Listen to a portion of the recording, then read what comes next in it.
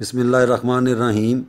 صبح اٹھ کر سب سے پہلے جو دنیاوی کرنے والے کام ہوتے ہیں سب سے پہلے انہیں کر لیا جائے، پھر تازہ وضو کر کے ایک جگہ بیٹھ کر سورہ توبہ شریف کی اس آیت کو بسم اللہ الرحمن الرحیم فَإِن تَوَلُّوا فَقُلْ حَسْبِيَ اللَّهُ لَا إِلَٰهَ إِلَّا هُوَ عَلَيْهِ تَوَكَّلْتُ وَهُوَ رَبُّ الْعَرْشِ الْعَظِيمِ کو 70 مرتبہ پڑھ لیا جائے، اور پڑھنے کے دوران اپنے تمام مسائل کو ذہن میں رکھا جائے کہ ان مقاصد کی غرض سے پڑھا جا رہا ہے۔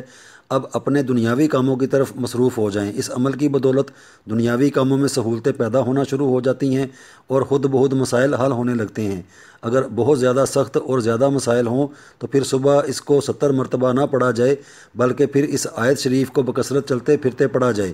اللہ نے چاہا تو مسائل حل ہوتے ہوتے سارے ہی حل ہو جائیں گے۔